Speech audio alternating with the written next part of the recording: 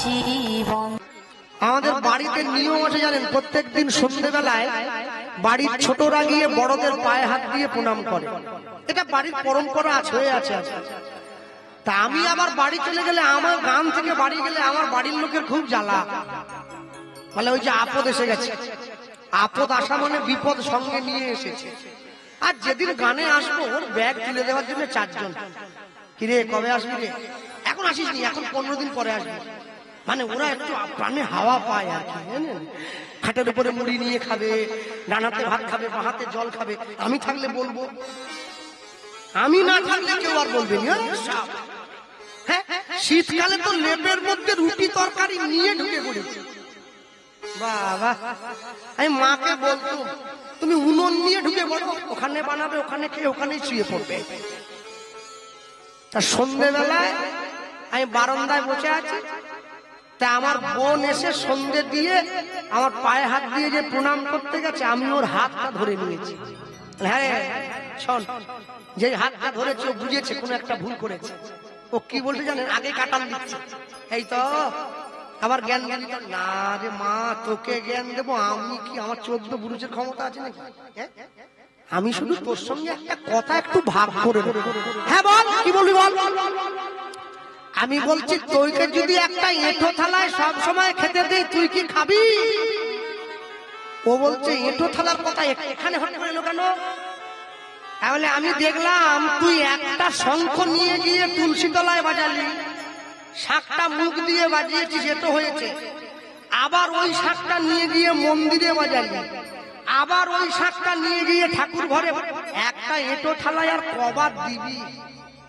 ও তখন বলছে কথাটা তো ঠিক বলেছিস, মায়েরা করো না, তাই তো করো প্রত্যেকদিন। মায়েরা হাসছে মুচকি মুচকি, ওটাই তো করি। তো এর জন্য বই পড়তে হবে না মা, এর জন্য আস্তে, এর জন্য যুক্তিবাদী কীর্তনিয়া কীর্তন শুনতে মোটর সাইকেলের তেল পুড়িয়ে 100 কিলোমিটার যাওয়ার দরকার নেই, বিবেকটাকে খাড়া করলেই হবে। হ্যাঁ, যে হাতে প্রদীপ ধরেছ, যে মুখ দিয়ে শাঁখ বাজালে, সেই এটো হাতে কি করে প্রদীপটা পরে ধরছ? তো আমার বোন আমাকে বলছে তাহলে কি করব? মানে কিছু করতে হবে না মা, এমন রাজকার্য কিছু নয়, তুমি ছোট বাটিতে একটু জল রাখবে, যত জায়গায় শাঁখটা বাজাবে একটু করে জলের ছিটে দিয়ে নেবে। ও তখন সঙ্গে সঙ্গে ঘুরে আমাকে বলছে তাহলে পৌষ মাসে কি হবে? মানে শেষ করে যাবে, অতবার জলে হাত দেবো, আমার নেল পালিশের কি হবে? মানে ওটা গুছিয়ে নিচ্ছে, বুঝলেন তো? এ তো মাসি বাড়ির শাক, যাকে না দেবো তারই হবে রাগ। আমি বলছি তাহলে তাই যদি হয় তাহলে একটা বুদ্ধি কর, তোকে সব জায়গায় শাঁখ বাজাবার দরকার নাই, তুই সব জায়গায় প্রদীপ ঘুরিয়ে শেষে মন্দিরে গিয়ে একবারে বাজিয়ে শাঁখ ধুয়ে রেখে দিবি। বলে এই জন্য তোকে আমি এত ভালোবাসি, 2 বার প্রণাম করছি, মানে খাটনি কমে দিয়েছি। 3 জায়গায় বাজাতে হতো, 2 জায়গায় বাজাচ্ছে, তাও নয় 1 জায়গায় বাজাচ্ছে। তুই তোর মতো বড় ভাই যেন সব ঘরে একটা করে থাকে। বাবা এত খাটনি। সন্ধ্যেবেলায় মা যখন প্রদীপটা নিয়ে দিতে যাচ্ছে মন্দিরে, কৃষ্ণ কৃষ্ণ কৃষ্ণ কৃষ্ণ কৃষ্ণ কৃষ্ণ কৃষ্ণ হে কৃষ্ণ, হরি বল, কৃষ্ণ কৃষ্ণ কৃষ্ণ হে কৃষ্ণ, কৃষ্ণ কৃষ্ণ কৃষ্ণ কৃষ্ণ কৃষ্ণ কৃষ্ণ হে কৃষ্ণ, কৃষ্ণ কৃষ্ণ কৃষ্ণ কৃষ্ণ কৃষ্ণ কৃষ্ণ হে কৃষ্ণ, কৃষ্ণ কৃষ্ণ কৃষ্ণ কৃষ্ণ কৃষ্ণ কৃষ্ণ হে কৃষ্ণ, কৃষ্ণ কৃষ্ণ কৃষ্ণ কৃষ্ণ কৃষ্ণ কৃষ্ণ হে কৃষ্ণ, কৃষ্ণ কৃষ্ণ কৃষ্ণ কৃষ্ণ কৃষ্ণ কৃষ্ণ হে কৃষ্ণ, কৃষ্ণ কৃষ্ণ কৃষ্ণ কৃষ্ণ কৃষ্ণ কৃষ্ণ হে কৃষ্ণ, কৃষ্ণ কৃষ্ণ কৃষ্ণ কৃষ্ণ কৃষ্ণ কৃষ্ণ হে কৃষ্ণ, কৃষ্ণ কৃষ্ণ কৃষ্ণ কৃষ্ণ কৃষ্ণ কৃষ্ণ হে। শ্রী গুরু প্রেমানন্দ নিতাই হরি বল, নিতাই হরি হরি বল। সন্ধ্যেবেলায় তুলসী তলায় প্রদীপটা নিয়ে গিয়ে মা যখন প্রদীপটা দিতে গেল, মায়ের হাত থেকে সন্ধ্যা প্রদীপটা মাটিতে পড়ে গেল, সংসারে অমঙ্গলের চিহ্ন প্রকাশ হলো। হিন্দু মায়ের হাত থেকে তুলসী প্রদীপ মাটিতে পড়ে গেলে সংসারে অমঙ্গল হয়। লোক মুখে সঙ্গ দিল, মা শিলাবতী 7 দিনের গয়া যুদ্ধে তোমার স্বামী তোমায় ছেড়ে চিরবিদায় নিল, দয়া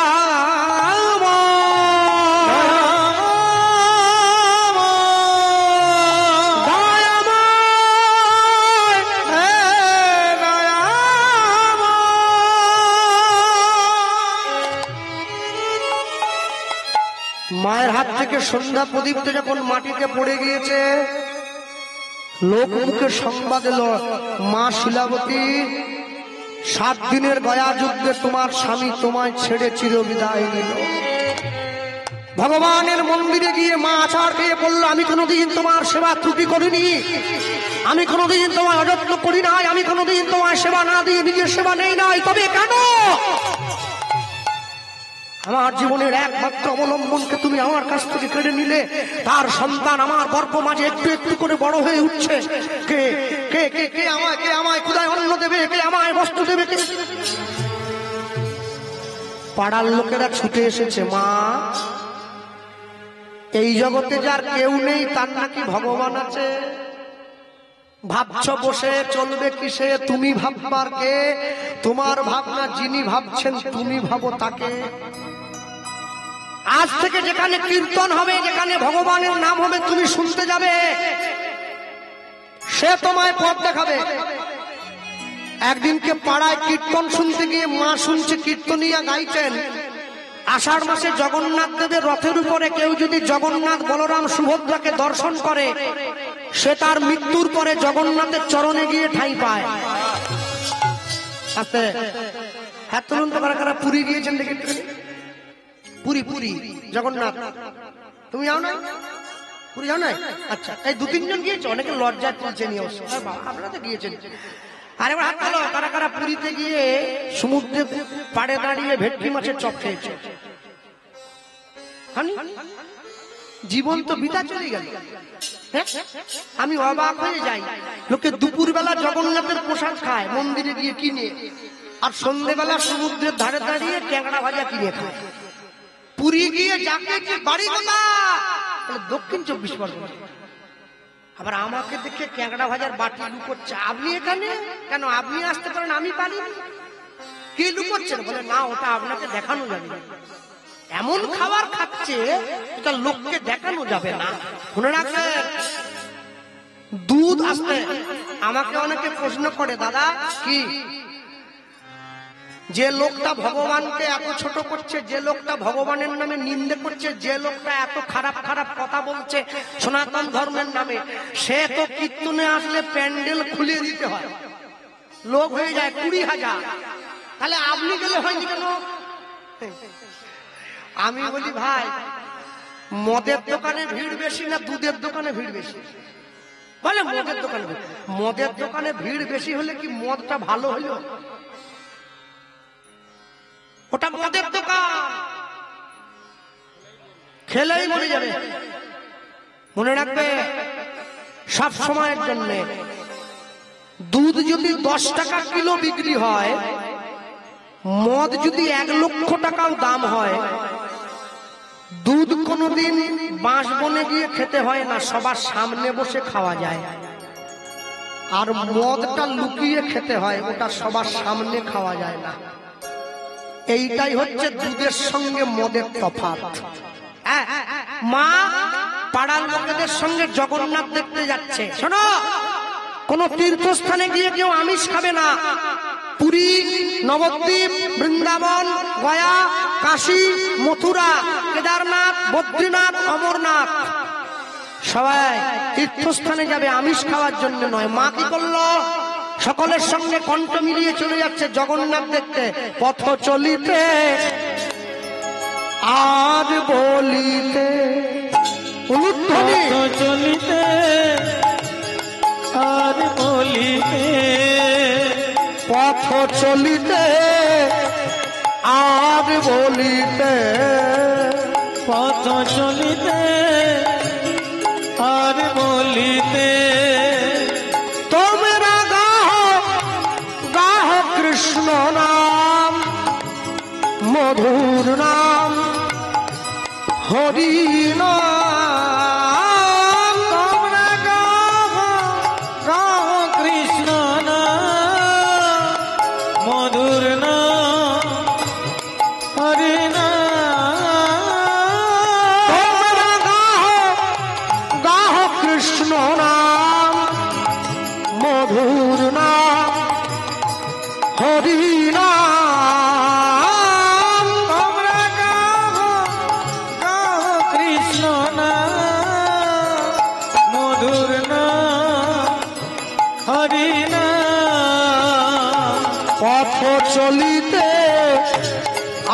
আর বলিতে পথ চলিতে আর বলিতে পথ চলিতে আর বলিতে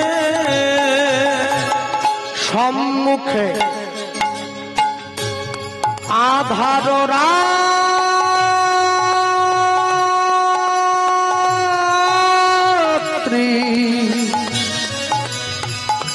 ওগো তুমি যে পথ যাত্রী সম্মুখে আধার রাত্রি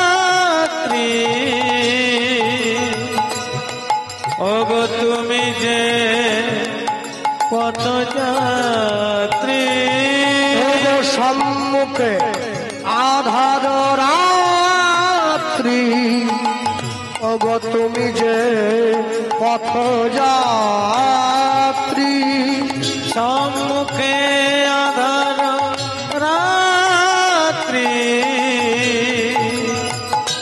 ওগো তুমি যে পথ যাত্রী কথা বলিতে তার নাম কহু বিপদে তার নাম কহু সংকটে তার নাম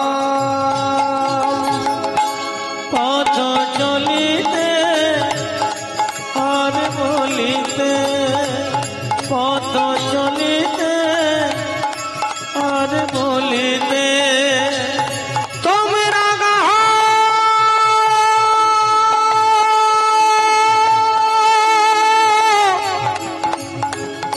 মধুর নাম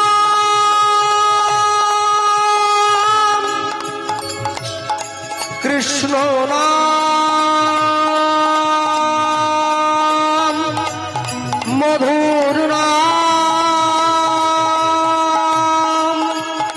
গাহরি নাম পথ চলিতে আর বলিতে পথ চলিতে আর বলিতে তোমরা গাও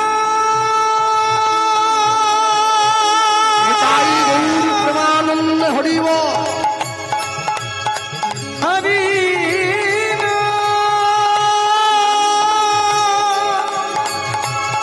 কৃষ্ণ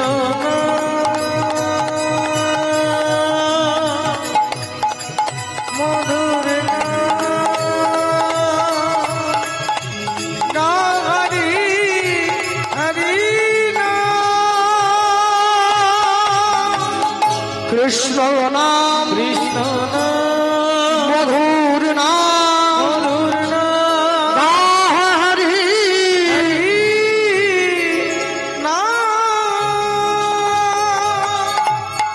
জঙ্গলের মধ্যে দিয়ে চলতে গিয়ে মা শিলাবতী পাথরের ঢিপিতে উছুট খেয়ে আছাড় খেয়ে পড়লো মাটিতে অচৈতন্য হয়ে গেল সবাই মাকে ফেলে দিয়ে পালিয়ে গেল চলো ভাই ও যদি মরে যায় বাকি লোকেরা আমাদের ধরবে সুখের দিনে অনেক বন্ধু পাওয়া যায় বিপদের দিনে বন্ধু পাওয়া বড় দায় বিপদের দিনে যে পাশে এসে দাঁড়ায় তাকে প্রকৃত বন্ধু বলে বলা হয় সবাই যখন মাকে ফেলে দিয়ে পালিয়ে গেল অনেকক্ষণ পর মায়ের যখন জ্ঞান ফিরল মা তাকিয়ে দেখলো একটা ফুটফুটে পুত্র সন্তানের জন্ম দিয়েছে মানে মায়ের একটা ছেলে হয়েছে পিতামাতার মৃত্যুর পরে পিতামাতাকে পিণ্ড দান করে পুত নামক নরক থেকে উদ্ধার করে বলে সন্তানকে বলা হয় পুত্র गोस्वामी तुलसीदास जी लिख लें एक दार से बाहर होता है पूत और मूत जो भजे हरि वो है पूत जो बिना भजे हरि वो है मूत মাতৃগর্ভের একই দরজা দিয়ে পুত্র এবং মূত্র বেরিয়ে আসে যেটা হরিভজন করে ওটা পুত্র যেটা হরিভজন করে না ওটা মূত্রের সমতুল্য কোনো দাম নেই ওটা মনে রাখবেন এই যে আমাদের কীর্তন শেষ হওয়ার পর যারা আপনারা বসে আছেন রাস কীর্তন শোনার জন্য রাসলীলা কীর্তন প্রয়োজনের তাগিদে আমরা গাই, শ্রোতারা বসে শুনে আনন্দ করে আস্তে। কিন্তু মনে রাখবেন, রাসলীলা কীর্তন সংসারী জীবের গাওয়ার বা শোনার দুটোর কোনোটারই অধিকার নেই। দুটোর মধ্যে একটারও দায়িত্ব নেই। রাস কীর্তন কারা গায় জানেন? যারা মঠের সাধু হয়, বড় জটা আছে, বড় দাড়ি, সংসার ত্যাগী, গেরুয়া পোশাক পরে, তারা রাস কীর্তন গায়, বসে গায়, দাঁড়িয়ে নয়। আর শোনে কারা? আমাদের মতো সংসারী মানুষ নয়, যারা সংসার ত্যাগী ব্রহ্মচারী, তারা শোনে। কিন্তু হরিনামের আসনে সব নিয়ম ভালো। আমি ঢোকার সময় দেখলাম এইখানে লেখা আছে একটা ছোট্ট কাগজ করে, ধূমপান নিষেধ। আর একটা জিনিস যদি ওখানে যোগ করা হয় তাহলে আরো জিনিসটা পরিপূর্ণ হবে। হরিনামের আসনে জুতো পরে উঠে আসা নিষেধ। কেন? যে আসনে সাধুগুরু বৈষ্ণব বসে থাকে সেই আসনে জুতো পরে উঠে আসতে নেই। মায়ের যখন জ্ঞান ফিরেছে, মা তাকিয়ে দেখছে একটা ফুটফুটে পুত্র সন্তানের জন্ম হয়েছে। বাবা মায়ের মনে যত কষ্ট থাক, ছেলে মেয়ের মুখ দেখলে বাবা মায়েরা সব দুঃখ ভুলে গিয়ে তাকে বুকে জড়িয়ে ধরে। এই মায়ের ক্ষেত্রে উল্টো হলো, ছেলেটাকে বুকে জড়িয়ে মায়ের রাগ হলো। কেন?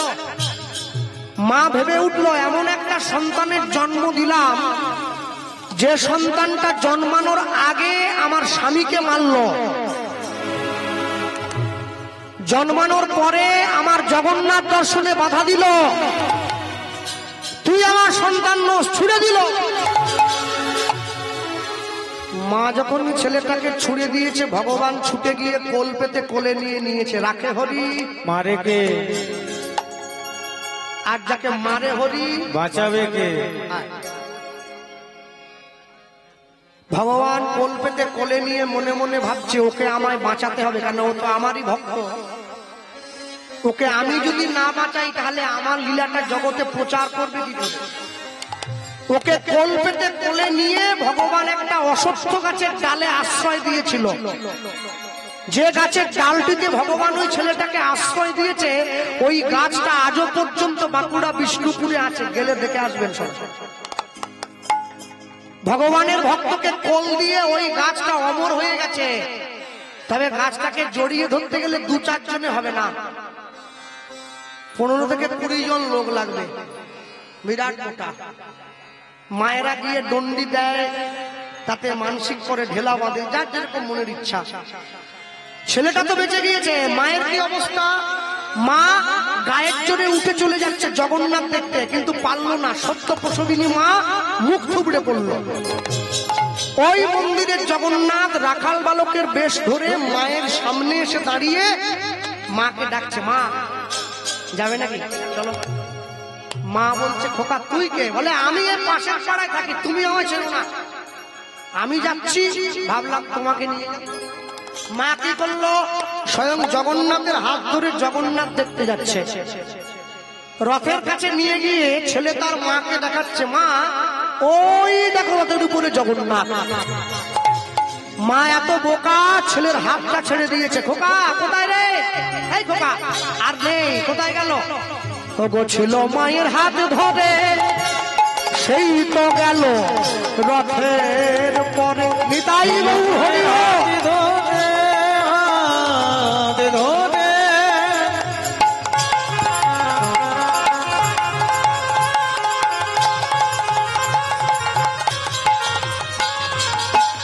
সেই ছেলে গেল গেল রাতের উপরে, ওগো ছিল মায়ের হাত,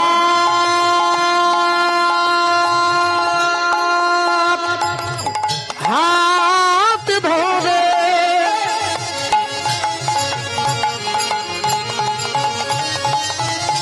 সেই ছেলে গেল, সেই ছেলে গেল, সেই ছেলে গেল রথের উপরে। ছিল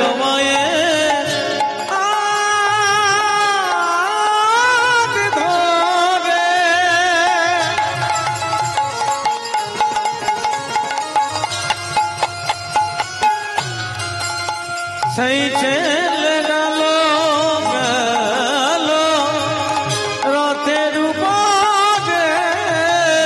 এবার জয় জগন্নাথ নাম হইল, জয় জগন্নাথ নাম হইল, মায়ের জগন্নাথ চরণে ঠাঁই হলো। বলি জয় জগন্নাথ নাম হইল, মায়ের জগন্নাথ চরণে ঠাঁই হলো। এবার বদন ভরে হরি বলো, জয় জগন্নাথ নাম হলো, বদন ভরে হরি বলো। জয় জগন্নাথ নাম হলো, জয় জগন্নাথ নাম হলো, জয় জগন্নাথ নাম হলো, জয় জগন্নাথ নাম হলো। মায়ের তো জগন্নাথ চরণে ঠাঁই হয়ে গেল, ছেলেটার কি অবস্থা? গাছের ডালে আটকে গিয়েছে। ও মায়েরা, ছেলে মেয়ে জন্মাবার পরে প্রথম কি দেয় গো মুখে? নিম পাতার রস। কি দেয় বলো? মধু। মধু, হ্যাঁ। তো ভগবান মনে মনে চিন্তা করছে কোনো কোম্পানির মধু ওকে দিলে হবে না। কোম্পানির মধু ওকে দিলে ও মধু খেয়ে দেখাবে জাদু। ওই জন্য যেখানে আটকে গিয়েছে ওই সোজা একটা মৌচাকের জন্ম দিয়েছে। মধু চক্র বৃক্ষ ডালে ওগো সৃজন করিল, ফোটা ফোটা শিশুর মুখে মধু ঝরিতে লাগিল। নিতাই গৌর হরি হরি বল। মধু চক্র বৃক্ষ ডালে লীলাময় লীলাময়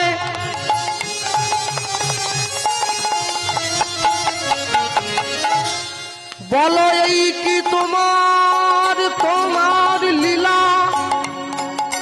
তুমি কারে হাসাও কারে বা কাঁদাও, তোমার লীলা বোঝা বড় ভার। ভেবেছো যা মনে এই ত্রিভুবনে, তুমি যেটা করে গেলে কেউ জানে না, কেউ জানে না। তুমি যেটা করে গেলে আসিয়া হেঠায়। চিত্রগুপ্ত লিখছে দেখো নিজেরও খাতায়, নিজেরও খাতায়। বড় সাবধানে চলো মন হও হুঁশিয়ার। হুঁশিয়ার, বেলা তোমার আসছে ডুবে, নামছে অন্ধকার। নামছে অন্ধকার, মানুষ দেবতা হয় হয় অবতার। হয় অবতার। মানুষের কুলে কলঙ্কের কালি লাগায় নয়া, লাগায় নয়া। লটারিতে কেউ পায় কোটি কোটি টাকা, কোটি কোটি টাকা। কেউ বা বাবা মায়ের জমানো সম্পত্তি জুয়া খেলতে গিয়ে করে ফাঁকা। জুয়া খেলতে গিয়ে করে ফাঁকা। এটাই রে তোর ভাগ্যের খেলা, ওই লীলাময়ের লীলার ছল। লীলার চল, একই সিঁদুর সব মায়েরা পরে, যে যার কপাল গুণে উজ্জ্বল। গুণে উজ্জ্বল। মধু চক্র বৃক্ষ ডালে অগো সৃজন করিল, ফোটা ফোটা শিশুর মুখে মধু ঝরিতে লাগিল। এবার ফোটা ফোটা শিশুর মুখে মধু ঝরিতে লাগিল। মধু দিয়ে ভগবান ওর খিদা মিটিয়ে দিয়েছে। এমন সময় ভগবান দেখছে দূর থেকে একটা বাঘিনী ছুটে আসছে ওকে খাবে বলে। এলাকার কিন্তু বাঘ বলেনি, বাঘিনী বলেছে। কেন? ঘন জঙ্গল, বাঘিনী ছুটে আসছে। কেন? বাঘ মাংস খায়, বাঘিনী ঘাড়ে কামড় দিয়ে আগে রক্তটা খায়। গোস্বামী তুলসীদাস জি বললেন, দিন কা মোহিনী রাত কা বাঘিনী, পলক পলক লহু চোষে, দুনিয়া কা লোক বাউরা হোকার ঘর ঘর বাঘিনী পোষে। আমাদের সবার ঘরে নাকি একটা করে বাঘিনী আছে, ওরা নাকি আমাদের রক্ত চুষে খাচ্ছে। আর আমি বলতে পারবো নি, রাস্তা সরু আছে, আমাকে বাড়ি যেতে হবে। তারা বোঝার, তারা বুঝে নাও, বাঘিনী ছুটে আসছে। হ্যাঁ, আর যেই বাঘিনী ছুটে আসছে, ভগবান কি করলো? বাঘিনীর হিংসাত্মক মনটা কেড়ে নিয়ে বাৎসল্য প্রেমটা বাড়িয়ে দিয়েছে। হ্যাঁ, আস্তে। কদিন আগে উচ্চ মাধ্যমিক পরীক্ষা হয়ে গেল, এই যে পরীক্ষা চলছে, মানে চলছে, শেষ হয়নি এখনো। তা আমরা গানে আসছি, আমরা এদিকে দেখছি মেয়েগুলো সব মারুতিতে করে পরীক্ষা দিতে যাচ্ছে, ওরা গাড়ির মধ্যে বই খুলে বসে আছে। আর তা আমার দলের লোকেরা আমাকে দেখে দেখাচ্ছে, দাদা ওই দেখো গাড়িতে বসেও পর্যন্ত পড়াশোনা করছে। তা আমি মনে মনে ভাবছি, তোরা সারা বছর ছিলি কোথারে? হ্যাঁ, পড়ার দরকার ছিল বাড়িতে, পড়ছিস এসে গাড়িতে। এবার রেজাল্ট বেরিয়ে গেল, ইংরেজিতে 5 পেয়েছে, সর্বসাকুল্যে 5। সে মেয়েদের মায়ের দেখবেন কি আন্দোলন, স্কুল ঘিরে ফেলেছে না। আমার মেয়েরা ইংরেজিতে ফেসবুক করে, হোয়াটসঅ্যাপ করে, এত মেসেজ করে, কি করে 5 পায়? তো মাস্টার বোঝাচ্ছে, মা ইংরেজিতে পরীক্ষায় লেখা, ইংরেজিতে ফেসবুকে লেখা দুটো এক নয়। সারা জীবন সারা বছর না পড়ে পরীক্ষার আগের দিন পড়ে যেমন করে ইংরেজিতে পাশ করা যায় না, সারা জীবনে হরিনাম না বলে মরার আগের দিন বলতে গেলে মুখে আসে না, আটকে রয়ে যাবে। হ্যাঁ, বাড়ির পাশে মরে যাচ্ছে একজন, ছুটে এসেছে, কৃষ্ণ চ, কেন? বলে আমার বাপ মরে যাচ্ছে, নাম শুনে দিবি আয়। ডাক্তার জবাব দিয়ে দিয়েছে। কি আশ্চর্য ব্যাপার দেখুন, মানুষ যখন সরি বলে ঝগড়া শেষ, ডাক্তার যখন সরি বলে জীবন শেষ। দু জায়গাটাই শেষ, লাভের লাভ কিছু নেই। পয়সা আপনাকে অনেক উপরে নিয়ে যেতে পারে, কিন্তু আপনি পয়সাকে উপরে নিয়ে যেতে পারবেন না, রেখে চলে যেতে হবে। তারপরে আমি বলছি, হ্যাঁ রে, যারা নাম কীর্তন করে তুই নামের দলকে খবর দে, আমায় বলছিস কেন? বলে না, নামের দল খবর দিলে আবার পয়সা দিতে হবে, তুই তো বাড়ির পাশের লোক, টাকা দিতে হবে না, তুই নাম শোনাবি চ। বাপের থেকে টাকা বেশি হলো, আমাকে ডেকে নিয়ে গেছে পাড়ার জেঠু। আমি একটা বড় রাম করতাম, হরে কৃষ্ণ কৃষ্ণ কৃষ্ণ হরে হরে রাম রাম রাম। 8 ঘন্টা নাম টাম হয়ে যাওয়ার পরে সেই বুড়ো সে চোখ মেলে তাকিয়ে তার নিজের ছেলেকে ইশারা করে ডেকেছে। আমি ভাবছি কিছু বলবে হয়তো, ছেলেকে কাছে ডেকে ছেলেকে বলছে, কোন জায়গার জমির খদ্দের? আমাকে ডেকে বলছে, কোন জায়গার, কোন মাঠের জমি? পূব মাঠ না পশ্চিম মাঠ? কমে দিসনি, 4 লাখ টাকা শতক, লস হয়ে যাবে। শালা সারা জীবন ধরে জমিতে আজরে আজরে দিন কাটালো, মরে যাচ্ছে, জমি একবারে ভিতরে ঢুকিয়ে গেছে। হরিনাম শুনে সে বলে কোন জায়গার জমির খদ্দের? বাবা, তবে মায়েদের বিবেচনা বোধ প্রচুর। আমি হ্যাঁ, একাদশীর দিন নিজের ছেলেকে ডিম ভেজে দিয়েছে। আমি বলছি, মা আজকে একাদশী, ছেলেকে ডিম ভেজে দিলে, ছেলের মনে জোর বাড়াচ্ছে। তার মা কি বলে জানো? ও না জেনে খেলে কিছু হবে না, খেলে দেখিনি একদিন তো না জেনে আগুনে হাত দিলে আগুন তাকে পোড়াবে নি, সেরকম একটা কথা হলো আর কি। আলু ভেজে রেখেছিল, সকালবেলা ঘুম থেকে উঠে